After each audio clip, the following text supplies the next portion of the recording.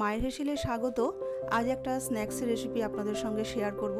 তার জন্য 500 গ্রাম ময়দা নিয়েছি, একটু নুন, কালো জিরে আর 2 চামচ সাদা তেল দিয়ে একটু ভালো করে প্রথমে আমরা ময়দাটাকে একটু ময়াম দিয়ে নেব। সুন্দর করে ময়াম দিয়ে নিয়েছি। দেখুন এরকম জড়ো হয়ে যাচ্ছে, আবার বালির মতন গুঁড়ো হয়ে যাচ্ছে। সামান্য উষ্ণ গরম জল দিয়ে একটা শক্ত ডো তৈরি করে নেব। 15 মিনিটের জন্য একটু ঢাকা দিয়ে রেখে দিচ্ছি। নিয়েছি 4টে সেদ্ধ আলু। আলুটাকেও আমি একটু গ্রেট করে নেব, আপনারা চাইলে ম্যাশ করেও নিতে পারেন। এবার ফ্রাই প্যানে দিয়েছি 1 মুঠো চিনেবাদামটাকে একটু ভেজে নেব। ভেজে নিয়ে একটু মিক্সিতে আধ ভাঙা করে একটু গুঁড়ো করে নেব। এবার ওই ফ্রাই প্যানে একটা মশলা তৈরি করে নেব। দিয়ে দিচ্ছি একটা শুকনো লঙ্কা, 1 চামচ গোটা ধনে, 1 চামচ গোটা জিরে, 1 চামচ মৌরি। একটুখানি ভাজা ভাজা করে নিয়ে আমি এটাকে মিক্সিতে একটু গুঁড়ো করে নেব। পুরো মিহি করে গুঁড়ো করব না, আধ ভাঙা করে একটু গুঁড়ো করে নেব। এবার ওই ফ্রাই প্যানে দিয়ে দিচ্ছি 1 চামচ মতন সাদা তেল আর দিয়ে দিলাম 1 চামচ গ্রেট করা আদা।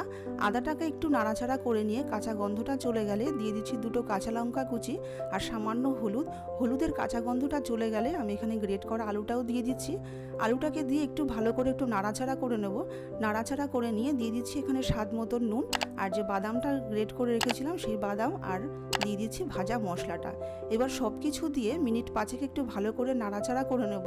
যখন এরকম প্যান থেকে উঠে আসবে তখন একটু নামিয়ে ঠান্ডা করে নেব।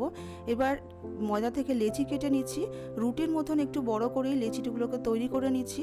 এবার লেচিগুলোকে তৈরি করে নিয়ে আমি একটা রুটি বেলনি নিয়েছি, একটু তেল মাখিয়ে নিয়ে ভালো করে এবার একটু বেলে নেব। একটু মোটা করে বেলে নেব, খুব পাতলা করে বেলবো না, তাহলে কিন্তু স্টাফিং ভরার পরে আমাদের কিন্তু ফেটে যেতে পারে।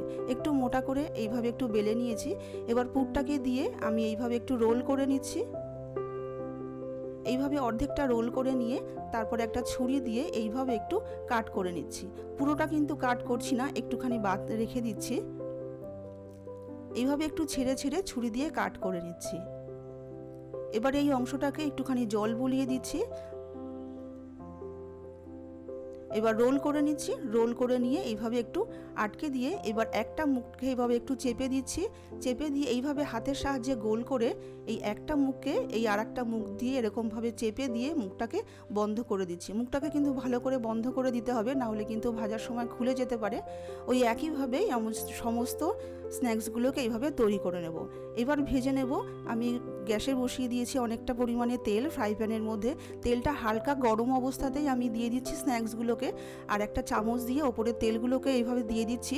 তারপরে একদম মিডিয়াম টু লো করে আমি স্ন্যাক্সগুলোকে গোল্ডেন ব্রাউন করে ভেজে নিচ্ছি।